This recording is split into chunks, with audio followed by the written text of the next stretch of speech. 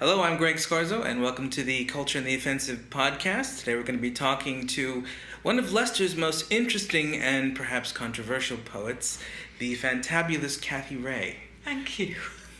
Who will today serenade us with her amazing, interesting, and often quite profound uses of language that she enunciates on stage at numerous places in the wonderful city that we come from, Leicester. So thank you for coming, Cathi. I'm very happy to be. I've never actually even listened to a podcast, so this is a whole new area of modernity to me. Really? Yes, I don't even own a television. I listen to Radio 4. Well, and are you a fan of Radio 4? Of course, no one shouts. There's interesting gardening programs.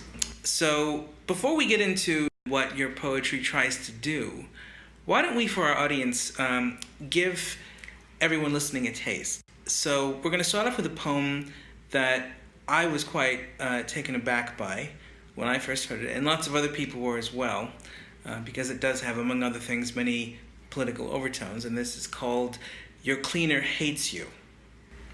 I pretty need to explain that, bizarrely, poetry doesn't pay. Who knew? And I earn my living cleaning entitled people's houses. So your cleaner hates you. Your cleaner hates you.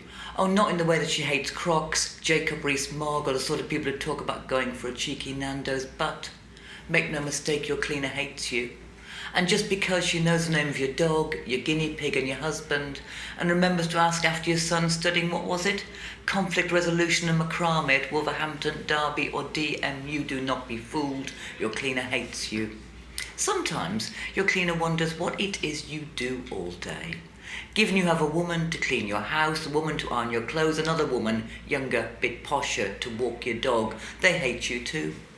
You tell your cleaner you have projects. As you waft your way to your study on the 3rd floor, your room of one's own.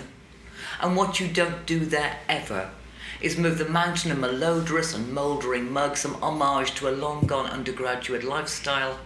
And your cleaner would like you to know that emptying an ashtray into a wicker waste paper basket is exactly the same as not emptying it at all, but with additional hoovering. Your cleaner hates you. Your cleaner has flicked through your expensive moleskin-bound journal, and quite frankly, her advice would be to not give up your day job. If, of course, you had a day job to give up, your cleaner hates your poetry. Your cleaner hates the rumpled-crumpled used tissues you leave inside your unmade bed.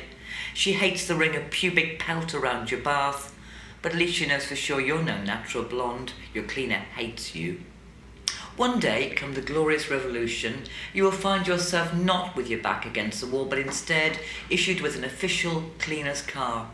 12, 13 years old, liable to make noises so terrifyingly expensive that you're forced to drive everywhere with the stereo cranked up as loud as you can bear, while you mutter prayers to some god of poor people's transport.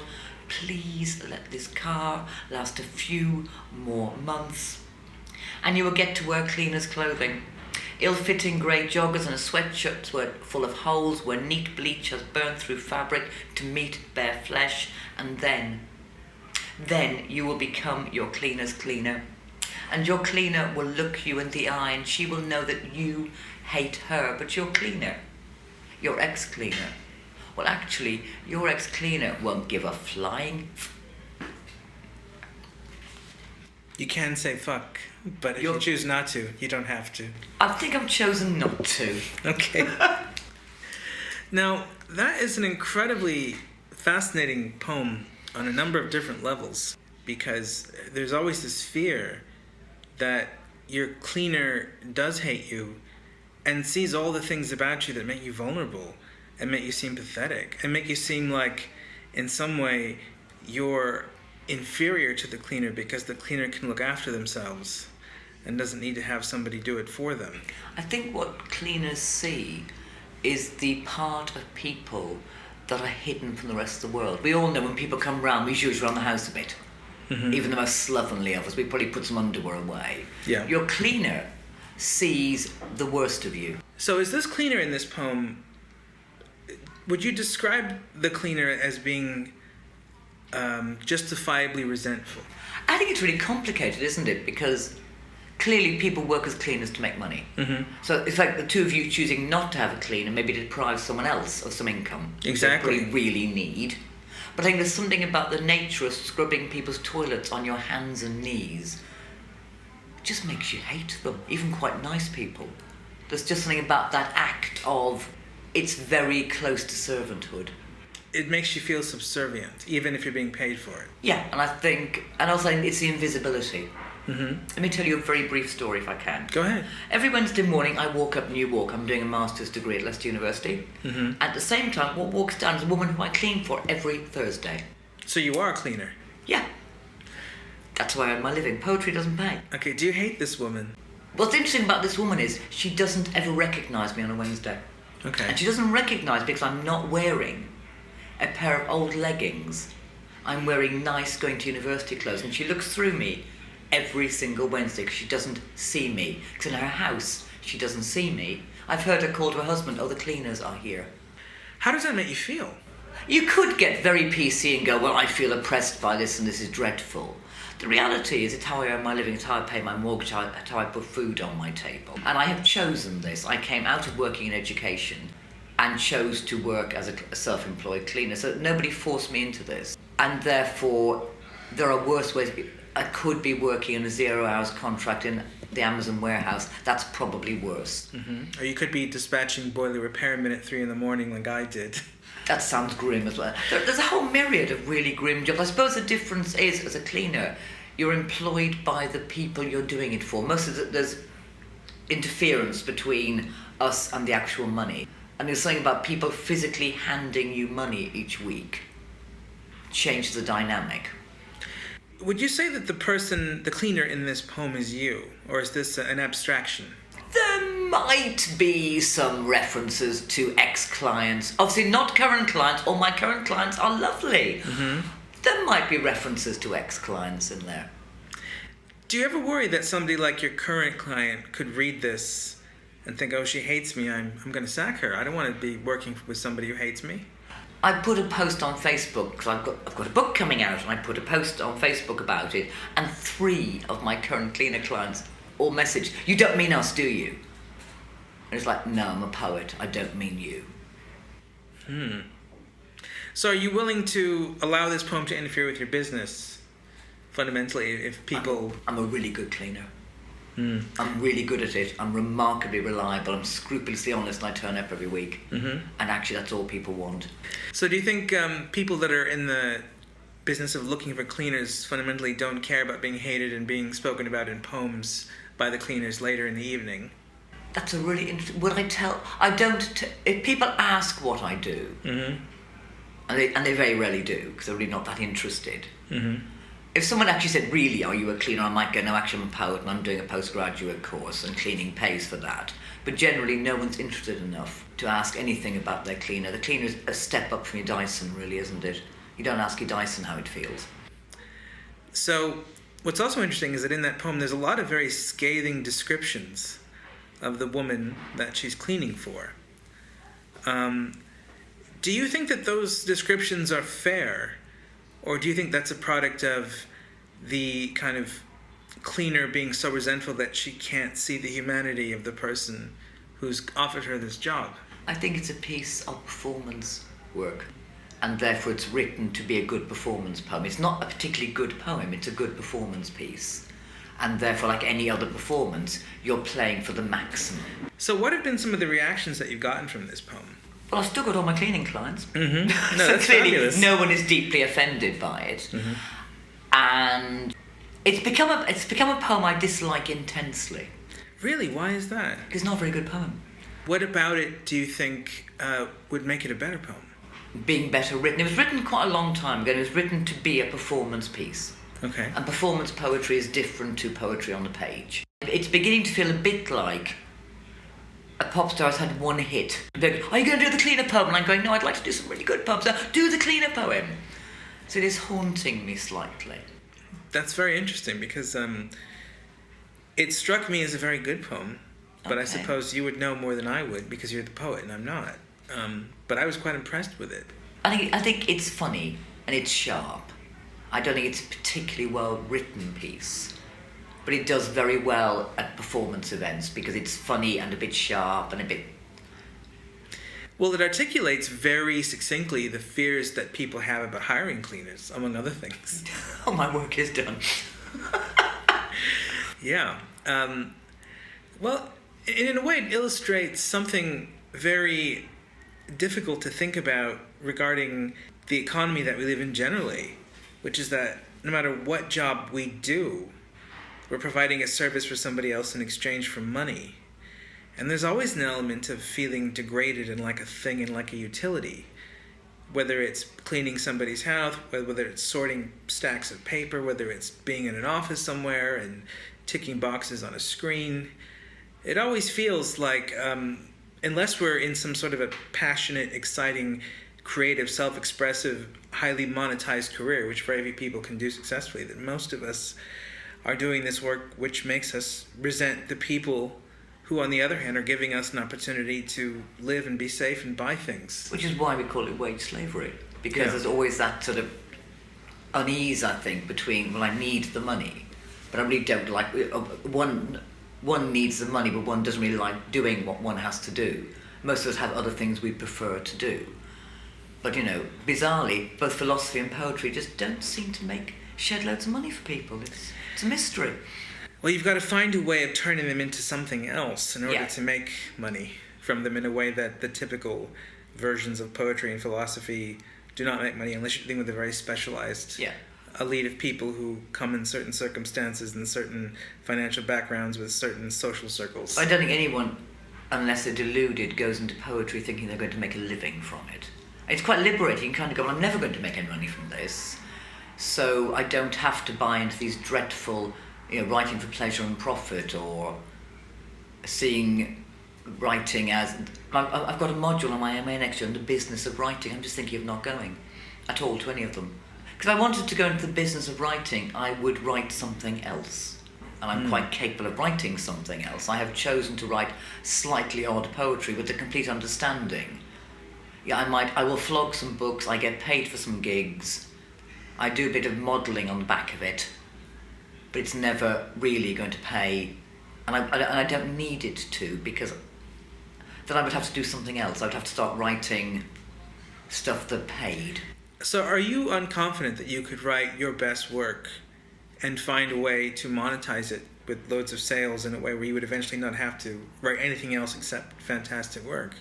I'm not aware of anyone. There's probably maybe 10 people in Britain who actually make a good career from poetry. Mm-hmm. Everybody else has to do things like working in schools, and that's just such a horrible thought. Although bizarrely, I do some work in schools. I do this because I'm old. I'm in my late 50s. I spent a lot of my working life doing jobs I didn't want to do. I do this because I want to do it, and because I have to do it.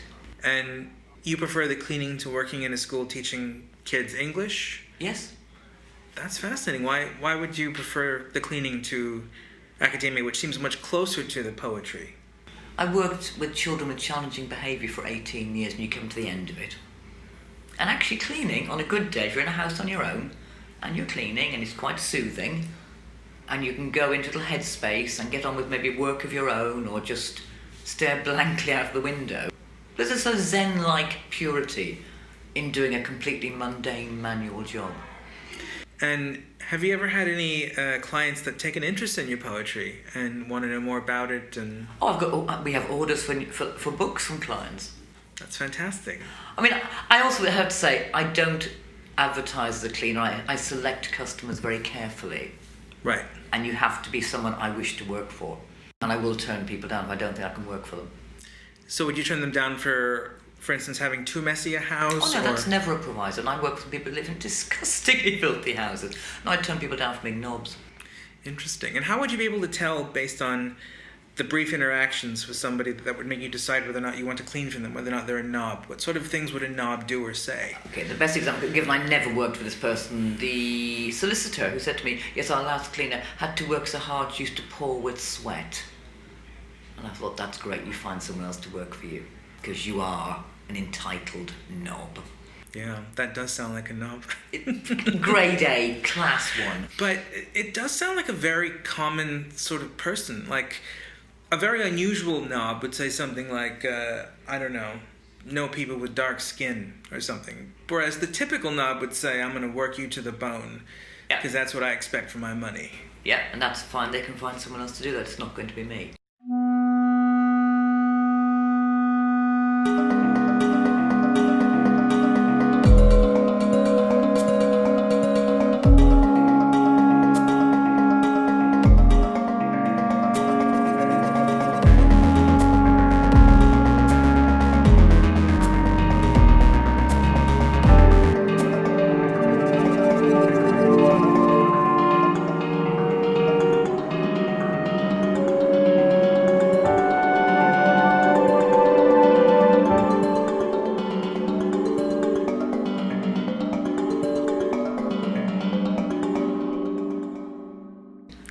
Yeah, well, maybe you're creating a market of, or doing something to push the market away from knobs feeling like they can get good deals with cleaners. People feeling because they have money. Yeah. That they can decide how other people's lives... People don't like people talking about being poor. It makes them uncomfortable.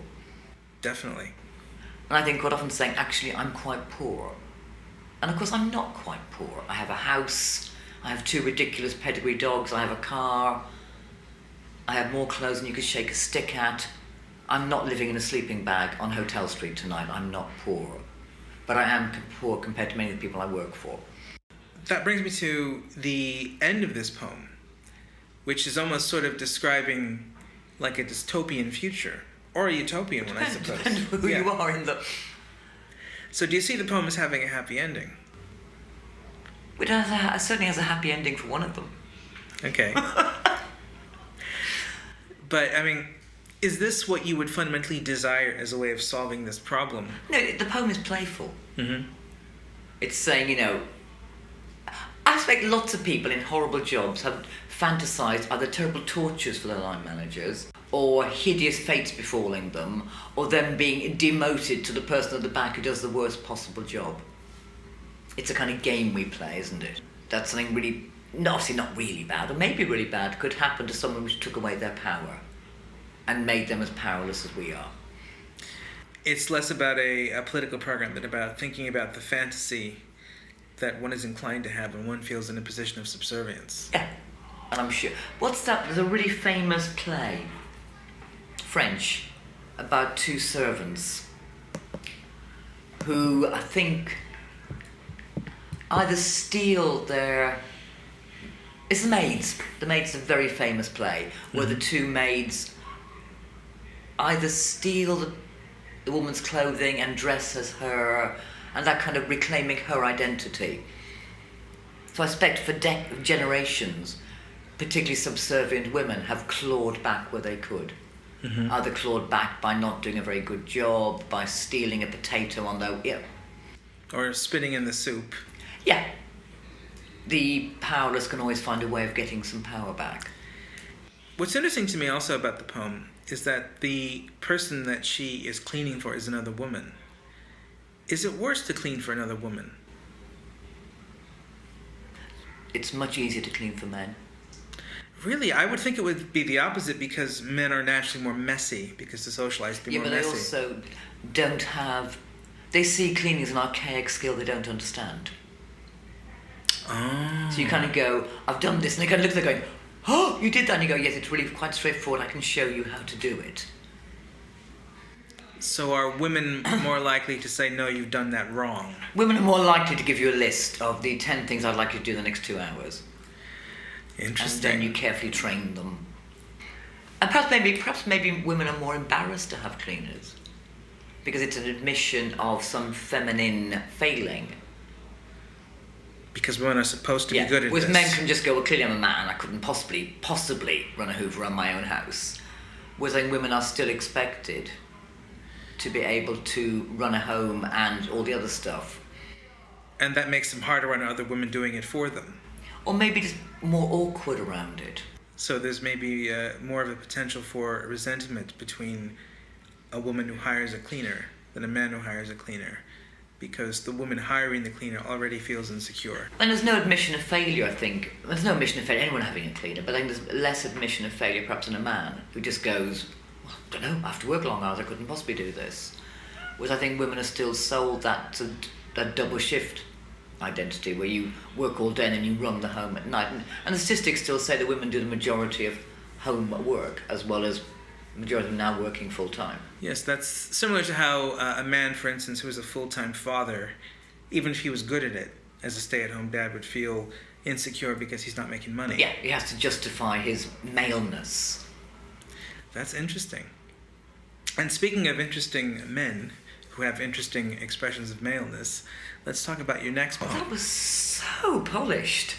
I'm very impressed. One of the things about being older is you can ask people questions. Right. And because I'm quite unthreatening now, I quite often ask people to tell me things about their lives.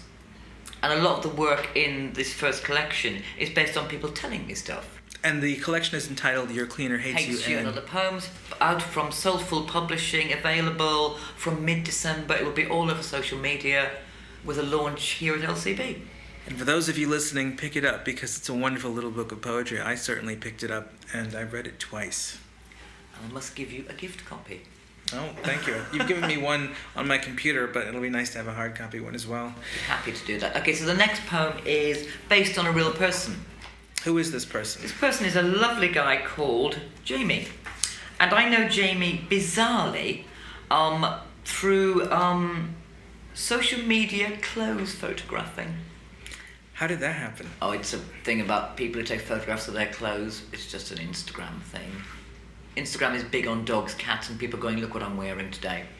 And what made you decide to write a poem about this particular fellow? Because he talked about how he feels when he wears women's clothing and how it had taken him a very long time. He's in his 50s. It had taken him a very long time to get to a space where he could do that. Okay. And he used the phrase, I feel lighter. And that was just a lovely idea of someone feeling lighter when they change the way they dress. When Jamie becomes Becky, he becomes lighter. Dancing becomes a joy and not a chore. Outfits chosen, unchosen, finally discarded in the tiny back bedroom where nobody goes except him, and of course her. When Jamie becomes Becky, he still likes to drink pints, likes how the amber light reflects onto her sharp red nails. Sometimes wishes that drinks were served in 2-pint mugs, wishes that her hands could be dwarfed as they wrap around the glass, but shrugs, makes the best of things, her Pandora bracelet tapping against the rim, chink, chink, chink. When Jamie becomes Becky, it is enough in itself, enough for him, enough for her. No end game except the possibility of near seduction in forgiving light, the possibility of almost passing. What's fascinating about that is, on the one hand, it seems like a poem that's reveling in someone who is doing what you might call gender fluid or transgender behavior, maybe even praising it. But then it does the most politically incorrect thing imaginable at the end and says almost passing. Partly because this is a real person and he would describe himself as a bit of a dodgy tranny. What is a dodgy tranny? Oh gosh, right. If we look at people who are transvestite rather than transsexual, these are people who are quite secure in their gender. They have no desire to change gender. Mainly men who like wearing women's clothes. Okay. And are often heterosexual. They're nearly always heterosexual. But often have a separate identity, which is their female identity, which is very much based around appearance. And some of them are more successful at that than others. Jamie, God love him, is a dodgy tranny. He's just not that skilled at it. But that's fine, it takes a long time to learn to be even a woman one night a week. So it sounds almost like what this is celebrating isn't so much the man becoming the woman. It's the man wearing womanness temporarily. Yeah, I think that people see transvestism as a temporarily... It's about clothing, it's not about your bits. I can't believe I just said the word bits, I'm a grown-up. It's not about your... Genitals. That's the word I'm searching for. It's not about your cock and balls. Right. You can say whatever you want. So... But it's also a poem, I think, about accepting what you are given and making the best of it. Now that's the politically incorrect part of the poem. Do you think? Because today, the attitude seems to be that what you are given is malleable and changeable according to not just your need to have other people conceptualize it how you want, but also potentially physically. And that we shouldn't be talking about how people should accept anything about their gender just being what it has been bequeathed to them by fate at birth. But there's always been a division between transvestism, which is it's frogs, really, and then people who feel that they are in the wrong gender. And those two things are really different. I'm really happy to talk to people about this. Yeah. And say this is a poem about one individual person and how sometimes he likes to go out in a frock. And we had the bizarre experience of going, his wing women went with him to a tranny club in Milton Keynes a few weeks ago. It's not from a place where I feel short. I felt really short. And it was good. It was safe. There were lots of men there who I think would absolutely identify as men, who also like wearing frocks. So is this a poem that you worked with collaboratively with the subject of this poem? He and I talked a lot about his joy of dressing up, and I said things like, don't wear that, that's terrible, quite a lot. And he was the person who gave me the phrase, I feel lighter. And I was just, the idea of someone just kind of standing taller and not feeling weighed down by having to keep something secret. Secrets are bad for people, I think. And there's something, and something about just the joy of going, I'm going to paint my nails red. Interesting. And I'm going to wear a beautiful bracelet, and I'm going to own that. And I'm going to go somewhere safe, because, you can't always go to everywhere in the world dressed like that, but I'm going to go somewhere and I'm going to be part of myself, not the whole of myself, because he's an interesting guy, there's much more else going on in his life, but there's this thing I do, and I like doing it, and I like doing it in places that are safe, and it makes me feel good, it makes me feel light. And he saw a first draft. I said, what are you happy with? He said a couple of things he wasn't happy with, we messed around with it a bit, and he was happy with the finished piece, and was happy for it to go into a book. Is this piece a kind of celebration of one's ability to express themselves in ways that in, say, their day-to-day environment or their job would create confusion or hostility? I think it's a poem about finding joy.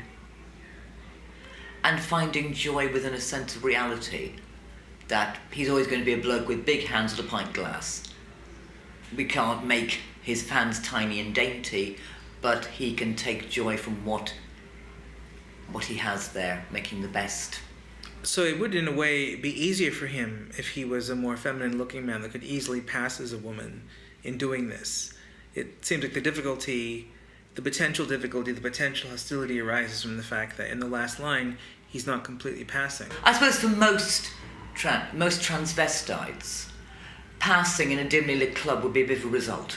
It'd be good, but it wouldn't be the be-all and end-all of your night out. Right. But you did say, though, that he wants to go to places where he feels safe. Yeah. And presumably the element that's producing the lack of safety is the not passing. Or the amount of idiots who go out on a Friday night. Oh, so interesting that he feels like part of taking on the kind of feminine gender presentation is to take on the fear of being hit on by unwanted men who are drunk. Or just men who go, that's a bloke in a frock, and feel a need to comment on the mind-numbingly obvious. And there's something about, I think, wearing clothes I wear clothes as costume all the time. I'm sitting here in a pair of leather shorts. And they are very beautiful leather shorts. I'm quite pleased with them. But yeah, clothes are costume. And part of, I think, wearing women's clothing for a lot of men, yes, it's quite sexy, but I think it's also about costume and playfulness. This man, in dressing this way and expressing himself in this way, do you think this is more of a kind of a play, a sort of an almost, maybe not erotic, but a way of sort of regressing into the mindset that one has when one is a child and one decides that one is going to be a pirate for an hour or an astronaut? Is it more that than it is? No, I think it might be more sexy. Oh, so you think this is a sexual... I don't really want to completely explore my friend Jamie's, how he feels when he's wearing girls' pants, because I have to meet him. And there's some things you can think, that's good, I know that happens, and that's fine. So is the lightness that you're describing then open? It could be childlike enthusiasm, or it could be more sexy. It doesn't. Or it could just not feeling weighed down. If we're going to talk about masculinity, maybe men feel weighed down by a lot of expectations on them, and perhaps that chance to be playful and to be sexy. That's a very interesting way of looking at gender. Do you think that putting on female gender presentation for many heterosexual men is like lifting off a huge weight off one's back because women have less responsibilities? I think quite often there is pressure on all of us to do the right thing, to be seen to do the right thing, to be successful, and that can be a real weight on people. And it's just maybe sometimes just going, I'm going to be playful. And I don't mean that, I'm going to say, in that terrible way the climate change revolution people do, that's just hideous and embarrassing and dreadful. Forced playfulness is the worst thing in the world. But just something about doing something because it makes you feel good and doesn't harm anybody else.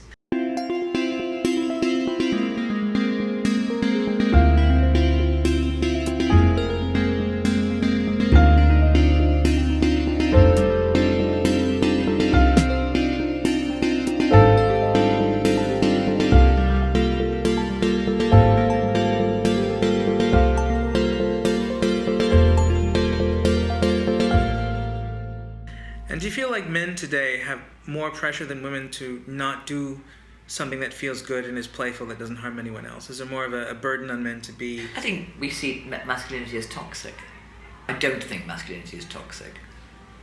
But I think we've moved to a point where it's almost like, we see the problem as male, and I'm not sure if the problem is male.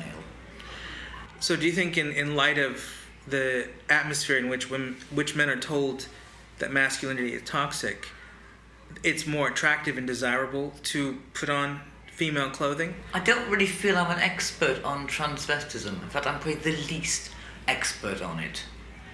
I got involved at working with him because I'm actually quite good at dressing people. Right. So my element was really poetry and going, that'll look better with that. I think you'd need to talk to some men. Well, it's certainly a poem that suggests that you understand and approve of the mental states involved in the acts that are being described very well, with a lot of empathy and compassion. So that's one of the things which is lovely about it.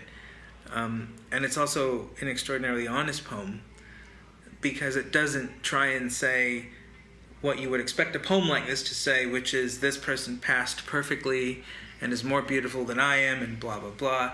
It goes into, kind of a bit of a shocking last line when it says failing to completely pass. But that doesn't in any way feel like the poem is denigrating what the man is doing in cross-dressing by saying he's not passing. It's deeply celebratory of someone doing something that feels important to them. Yeah. So it's a very interesting and complex, but still honest look at something that it's celebrating. At a time when it feels to me like when people want to celebrate something, they have to beatify it and make it look angelic, rather than be honest about, the pimples and the creases and so on in the thing that they're celebrating. I think we seem to be living in a world where people are a lot younger than me. I'm going to go with younger people, because I don't really understand younger people because I'm quite old. Seem to spend a lot of their lives struggling. And I don't just mean the financial struggle and the 0 hours contracts, but almost like life seems to be so difficult for them, and I'm not quite sure why. And I think that notion of I think because I'm old enough we used to do things because it seemed like quite a good idea at the time, and there wasn't ever a plan. You've gone on a few times about how old you are, and you've said... Ancient. You've said 58. So I'm only bringing it up because you said it first. Yeah.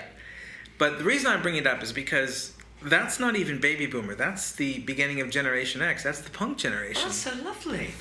It is quite old in terms of performance poetry and spoken word poetry, particularly people who are doing it reasonably seriously. Mm-hmm. I am often decades older than people with me. What's interesting is I was born in 1979, which is considered the tail end of Generation X. Right. So you're the beginning, I'm the end. But it does feel like we have a way of looking at the world, whether we're at the beginning or the end, which is very different than the generations that have come after, especially millennials and Generation Z. And it does feel, to me, as well as what you've just said, that younger people struggle more, and it's difficult in some ways for us to understand why they're struggling. But I think one element of it is they are, on the one hand, living in much more prosperous times with much more accommodation than we did in many respects. Not all respects, but many respects.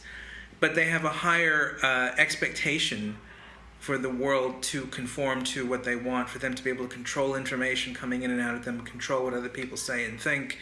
They have a much higher set of expectations about how much they can control the world than we did, because we didn't have the gadgets that made you inclined to want to control the world as much in as much detail from an early age. I think it's also that move, the notion of people as consumers, not just of stuff, but of consumers of education, consumers of culture. Mm-hmm. Like, when I went to college, you went, oh, thank God I'm at college, this is great. And you wouldn't be going, well, I don't think I'm getting value for money on this module. Me too, yeah. You were just so happy to be there, really. Mm-hmm. But it's interesting doing an MA with a lot of very young people, because they're outraged. There's industrial action at the moment from lecturers. And there are people going, but I want a fee refund for the X number of hours I'm going to miss. And you kind of go, it's not going to happen. But I think there's been a shift towards, we now see that if we are consuming, we then have a notion we can complain. It's like going to Sainsbury's and going, that cake isn't very fresh. And I think many of the things we now talk about as consuming are not consumable. I don't think poetry is consumable. I don't think writing is consumable. But I think younger people now live in a culture where everything can be got. And controlled. Oh yeah. But also because conversely, they live in a world where everything they've ever done wrong on a drunken Friday night with their mates is on the internet forever. Luckily, I'm of an age where people didn't even have cameras. All the misdemeanours I've committed in my life generally happened before anyone could record them. So They're both asking for complete control of their lives while living within a culture where everything is recorded. So and everyone can potentially control them. Yeah. So you look at something about Boris Johnson this week, something he'd spoken about in 1995. That's a long time ago. And what he said was hideous. But do we really want to critique people based on something they said 20 plus years ago? Well, presumably it's more important what he thinks now Yes. and what he wants to do now. So I feel quite sorry for people who are going, I want total control of my life and I want nothing bad to ever happen to me, ever. But at the same time, I'm going to put myself out in such a place where anything I do now can be critiqued in 20 years' time. Well, that's the price you pay for having the consumer culture influence control over your environment. People can control you and cast you out of society if you've done something that they can't control. But do you not also think that people don't use common sense? Well, that's an interesting question, because common sense, it seems, has largely, or at least it's being threatened, because there are a group of people, they have these views which are totally at odds with the common sense of Generation X. Because Generation X, whether it's the early Generation X or whether it's the latter Generation X, does not want to control the environment and does not expect to control the environment of words and ideas compared to the subsequent generations. So we don't have the same concept of common sense being used in different generations or even different political outlooks anymore. But speaking of the difference in generations, this next generation, the one that came after Generation X, maybe the subsequent two generations, Millennials and Generation Z, they seem at least to be very associated with outraged and unnuanced thinking compared to both the left and right quadrants of Generation X, which brings us to the next poem that you wanted to read us, which is entitled... It's called When Did It Become Okay? This poem is not in the book coming out now, but will hopefully, many fingers crossed, be in a book I'm currently negotiating with publishers for to come out next year. Current working title, Poems of Baffled Anger and Beyond. Fabulous. Because most of my life I walk around going, what the actual fuck? So I'm baffledly angry. So this is a poem of baffled anger. All right, let's hear it. When did it become okay? Of course those men were there when I was small, multi-overcoated even in summer, a hint of wood smoke, body and something else that lingered long after they were gone. Spare a couple of bob for a cuppa, missus, defiantly pre-decimal, and my mother, who knows a thing or two about how poverty sneaks up to bite you in the butt, would bustle us by, terrified that even contact might cause contamination, take us back to that place where we were grateful for the food parcels from the nuns. But when did it become okay for minimum wage workers under orders to pour water on the possessions of the dispossessed? When did it become okay for someone to design the perfect spike to unbench a bench? Nikki's tiny, takes up hardly any space, and that's all good, because what she doesn't have some space. The daily ritual of folding and unfolding the sofa bed in her in-laws' sitting room, cosy for a night or two, or dozing with a newborn butt, when your preschooler has never slept alone, while the novelty is long worn off. And when did it become okay for someone with a clipboard to tell her that she's not overcrowded enough, to tell her that she's not homeless enough? When did it become okay for Nikki and her mates to talk about a one-bed flat as though it were a fucking unicorn? Fabulous, mythic, and always out of reach. My Facebook feed is full of food banks posting need. Toiletries and toothpaste, sanitary protection, pain relief. And in the queue there are people who will not meet your eye. 40% of food bank users are in work, 40%. A truth as tasteless, as hard to swallow as those charity biscuits from the sisters. And when did it become okay for this to be a photo opportunity for wannabe MPs? When did it become okay to pay so low that the smallest slip will push you off that cliff and send you hurtling into hunger? Spare a couple of bob for a box of tea bags, missus. That's beautiful. A very beautiful and kind of almost iconic way of evoking the phenomenology, not just the issues involved with poverty and how outrageous they are, especially since we live in quite a prosperous Western economy. I am outraged. Properly outraged. And that part of the poem is very clearly and eloquently, and I would say even beautifully expressed. I'm curious where you see the nuance, though, in the poem. Where's the nuance? It's well, you'd have to spend a lot of time in the world of spoken word performance poets to, I think, see that there is a culture, particularly of men, but not always men, doing left-wing poetry that's quite shouty and is a basic kind of fuck the Tories bit dressed up. I'm more interested in saying, let's take it down to really small. Let's take about what it's like to spend 3 years sleeping on your in-law's sofa bed. Right. What's it like to have someone stand outside McDonald's pouring water over your sleeping bag because their boss told them to do that? Mm-hmm.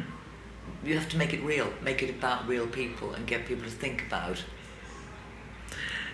One of the fascinating things about this poem, maybe one of the areas in which someone might say it's nuanced that you would disagree with, is although it's complaining about poverty, to some extent it's slightly open, and that a Tory could read it and say, yeah, I think that's outrageous too, but they would say, but I have a different solution to this problem than that of Jeremy Corbyn. I think we should get a more thriving, growing economy rather than flood everything with the welfare state and so on. Are you happy with that, or do you think that's the wrong message to take? I am happy if anyone goes, oh, I hadn't thought of that. Or I hadn't thought what actually being on a council waiting list for 3 years is like. Or what it's really like to have to stand in a food bank line when you're working full-time and you still can't feed your kids. And you think that these set of ideas in the poem come across much better when they're read in hushed tones rather than in shouty tones, which is what you've observed other poems like this doing? Well, when I started working in schools, we were always told that the best way to get kids to listen was to whisper.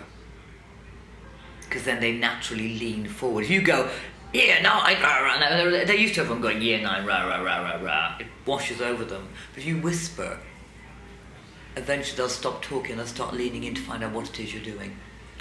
So why do you suppose there's been such an increase in shouty poetry dealing with similar subject matter to this over the last few years? I suppose because people are angry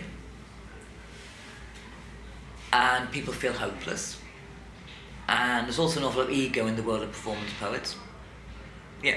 People who write poetry who then stand up on stage and want paying for it are a very small group in the world. There's a huge level of egotism in poetry.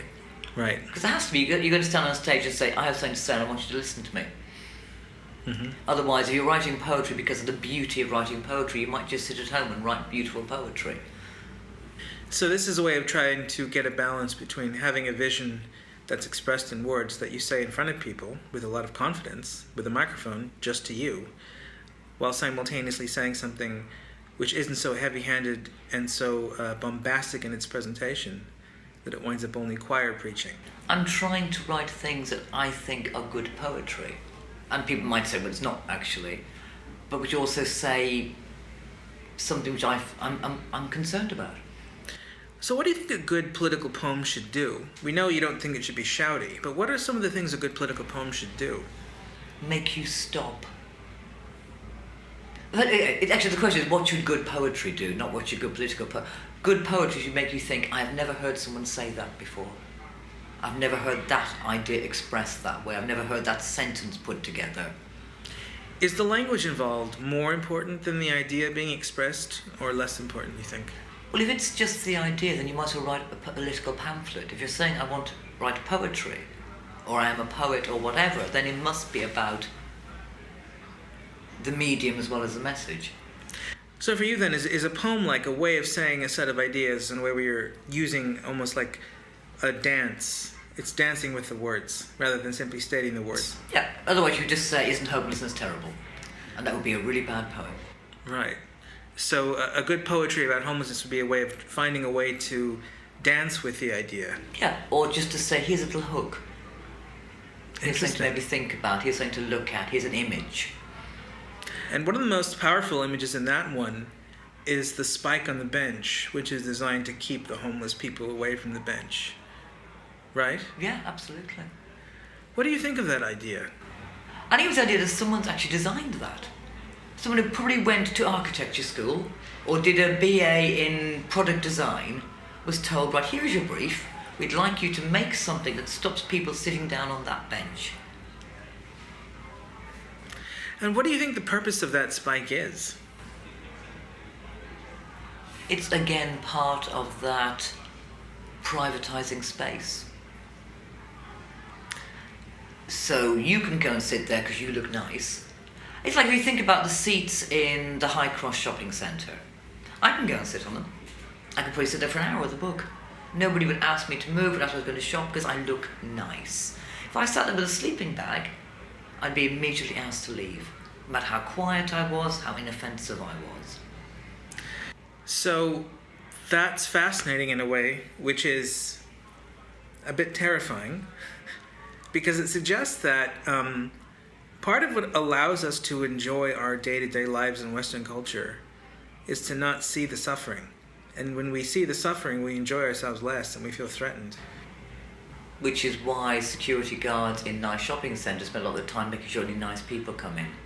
It's why people step over the homeless. Because if we see them, we have to do something. If we say, la la la la la, or if we do the Tory thing of going, well, they're there because they made bad life choices. They are responsible for where they're there. Or that weird neoliberals one going, well, I won't give money to them, I'll go and give it to a charity, they might spend it on drugs and alcohol. That's interesting, because it implies that if they were to spend it on drugs and alcohol, that would be bad. Well, when I finish here, I'm going to have a very large glass of wine. I'm allowed to do that. Right. I don't live on the streets.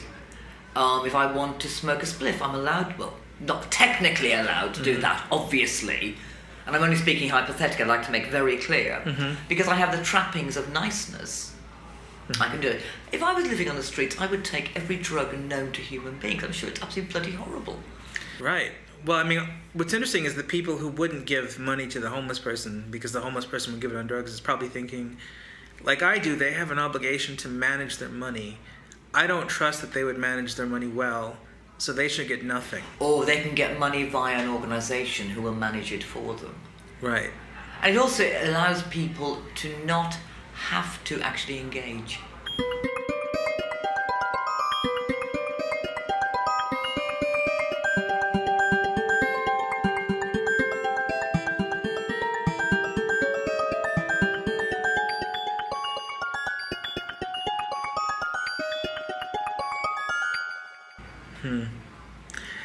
What do you think about the argument that, unfortunately, when people are suffering, they're more dangerous, and that's why people don't want to go up to them and give them a hug and buy them a cup of coffee and give them coins, because they're scared?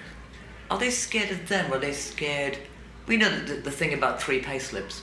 We're all 3 pay slips away from homelessness. If we actually to meet someone, and you kind of go, actually, that person seems perfectly nice. If they're there, we started talking about wage slavery at the beginning. Maybe our decades of wage slavery and being good and being no trouble and working hard might actually do diddly squat for us next. He seemed like a nice guy. So perhaps we can only manage our wage slavery if we don't think about it going wrong. If I engage with a homeless person, then I actually have to engage with this person isn't mad, and some of them are.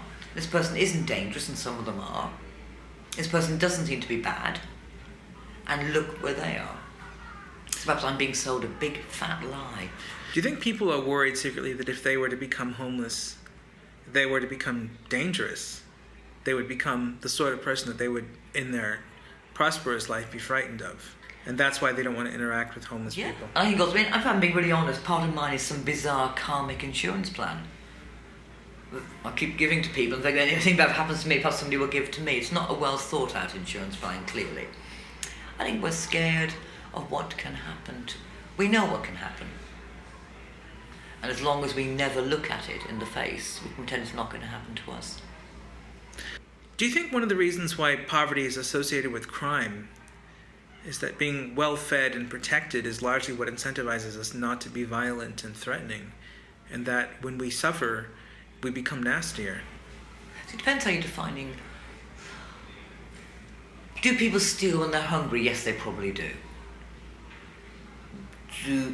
But I mean, a lot of crime is not about that, is it? A lot of crime is about not respecting boundaries, not respecting other people's rights to get on with their lives. I suspect the kind of people who do those kind of crimes would do them whether they were rich or poor. They might do less if they were richer because they'd have other things to distract them. It's interesting, though, how the expectations for criminal behavior that we have amongst the well and fed are so different to the expectations that we have for the homeless. But it's like just being homeless is a crime. You're in public places you're not meant to be in. Yeah, and you're not paying tax, you're not doing anything. You don't look like everybody else, and you might not sound like everybody else, and you might actually approach people and say, can I have a cigarette? Right. And you break all those rules of... Well, the family can't enjoy themselves at the park if there's people who look like they're suffering and unkept and dirty asking for change. Yeah. Especially if they're asking aggressively. And we want to pretend it isn't there. Yeah. So that the family can enjoy themselves and enjoy the prosperity, which depends on making invisible the suffering of those who don't have it. Yes. Which is quite sad. But in a world of all that sadness, there's at least some hope because there's love. There's love and there's dogs. Which brings us to our final poem from Cathi Rae, which is entitled... It's called Rescue Me, a poem about love and dogs, not necessarily in that order. Take it away. The Polish dog is old. A little shabby, moth-eaten, shabby around the seams. She resembles nothing less than a much-loved greying bear. My dogs are small. Sometimes overawed by the more rumbustious play of bigger beasts, they enjoy her company, and so sometimes we walk together, the Polish dog, the Polish boy and us. And the Polish boy says she's shy. The Polish boy says my stepfather used to beat her, and I see him choosing not to go there, not today. The Polish boy says, but if you give her time and space and let her set the pace, sometimes she will let you pet her. And when we sit so she can rest, she does just that, head to his knees, milky eyes fixed upon his face. My dogs are bored, cast around for excitement, see Indy coming through the gates. Indy spent the first 6 months of her life in a room because no one seemed to know that dogs need fresh air, exercise and other dogs.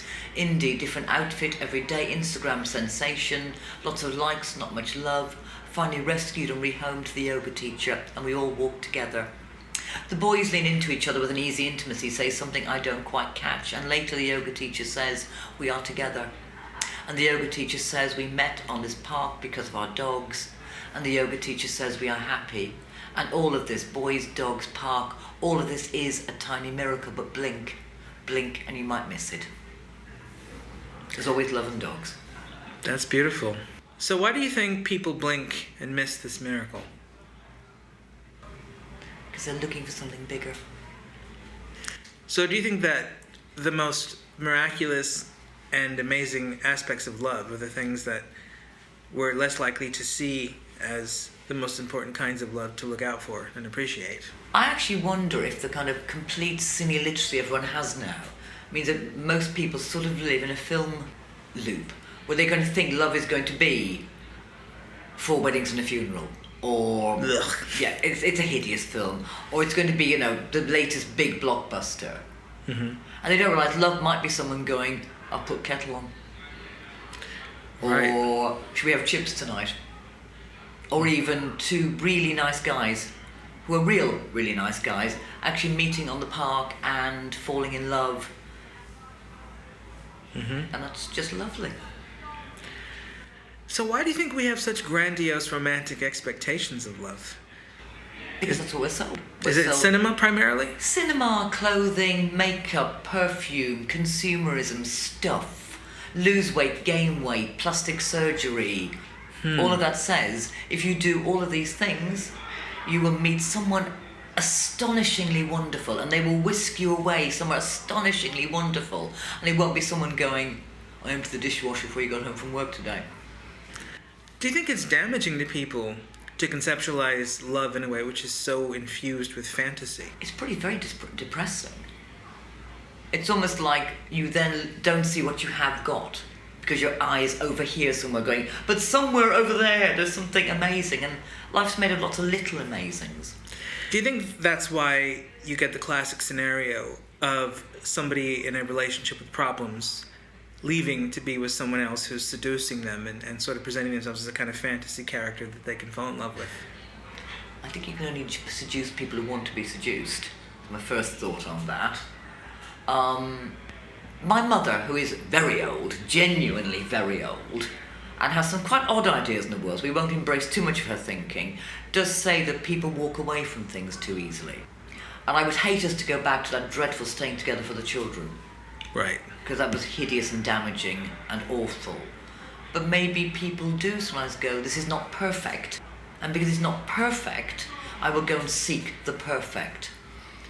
Do you think consumer culture sometimes sells people the idea that the most satisfying relationship is the one in which one sacrifices the least? No, I think what consumer society sells us is if you buy X, Y, or Z, it will lead you to happiness. It says you must stay in wage slavery.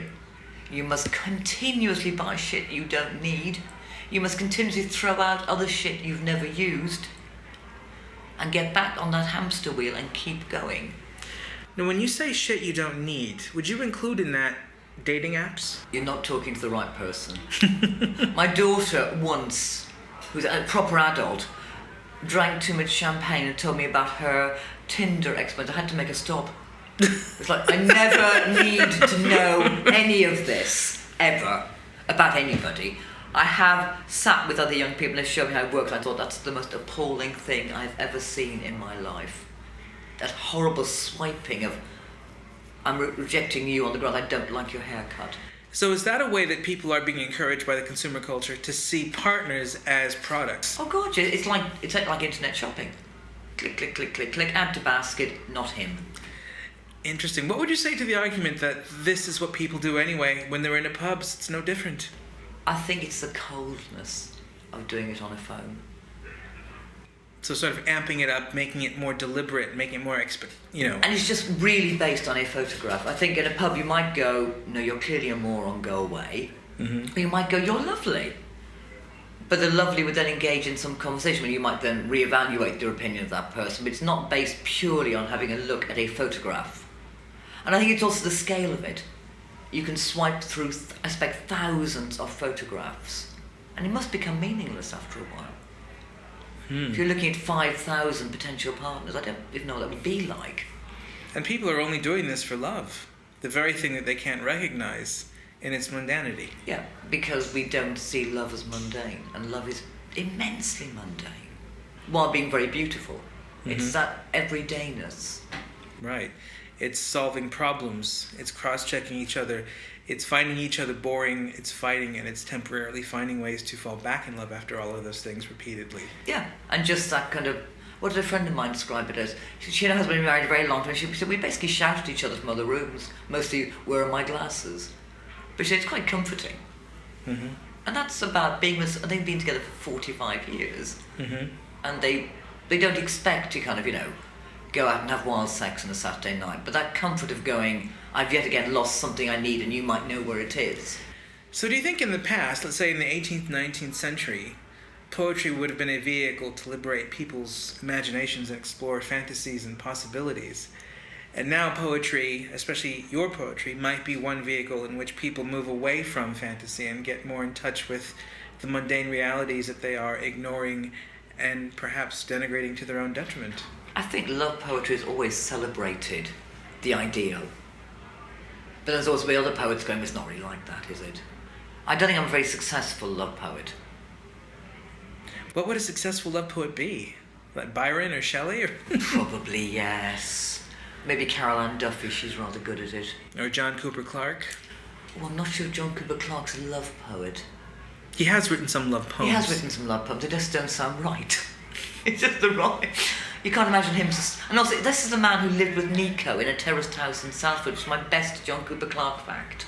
Mm-hmm. Can you imagine the insanity of that house? Well, the reason I like his love poems is because they don't sound like love poems. No. And love itself, never at its best, reminds me of a love poem. It reminds me of what a love poem is too beatified and angelic and too rose-colored in its glasses to actually understand and appreciate. And the thing I love about your poem about the dog is it seems to get at the heart of what love is. Perhaps 19th century poets took it more seriously. In those times, even in the 20th century, it's more understandable for an artist to want to fantasize because life was not anywhere near as good for people in those centuries as it is now, even if you were middle class. Right. Because just the day-to-day toil of like washing your clothes and finding food to eat was so much more difficult than anything that we experience now, even if we're below the poverty line, that you can understand why those were centuries where people were very much motivated by fantasy and by idealizations. But in a world where if we're not poor, we have so much, and even if we live below the poverty line technically, we still can live pretty nice, cozy lifestyles compared to most of the world. Mm-hmm. Maybe this is an age where the art has to be more critical of fantasy and be much more observant of the beauty of the mundane. What do you think? I actually wonder... I to disagree with something you just said. I think people are much poorer now in that they are poor for authenticity. Interesting. So the constant consumerism has to be some kind of emptiness. Mm-hmm. Otherwise, why would people do it? If you walk into town on a Saturday, town is full of people with shopping bags, you think, what can you need this week when you bought things last week and the week before and the week before that? What is missing from your life that you need to fill it with stuff? Maybe what's missing is poetry. Or maybe what's missing is that feeling of emptiness, that we are being sold a lie. I would love more people to write poetry. It's not that difficult. Do you feel like you've escaped the need or the urge to consume stuff you don't need? I'm trying really hard to not buy stuff. I make exceptions for charity shops, because that doesn't really count. I have a terrible clothes buying charity shop habit. But generally I don't buy very much at all. Except clothes pre-owned by other people, and it doesn't count because someone else owned them already and I'm giving them a good home. And then I will pass them on to another charity shop when I've finished with them, so the cycle of joy continues. Do you think there's a hierarchy of goods where if you buy a lot of goods that are supposedly highbrow and intellectual, like books, it's fine to be a consumer then, as long as you're not buying, loads of jewelry? That's interesting. So it's okay to go to Waterstones but not Primark? Yes. Would you say that that's a good way to think about consumerism, or should you not go to Waterstones either? Probably not Waterstones. A better bookshop.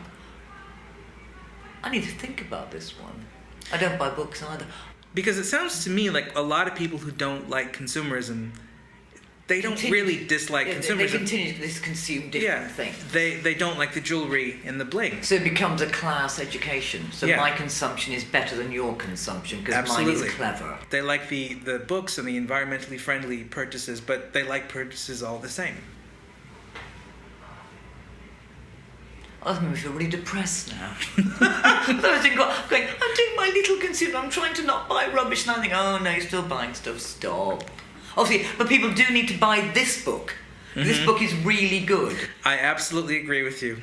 Give it one more plug. Okay, so Your Cleaner Hates You and Other Poems from Soulful Publishing, available all over social media from mid-December. Special introductory price of £5 for 12 weeks only. Every book I sell means I have to do 15 minutes less of cleaning. It's a good deed. So please, please, please, if you're listening to this, buy her book so she does less cleaning.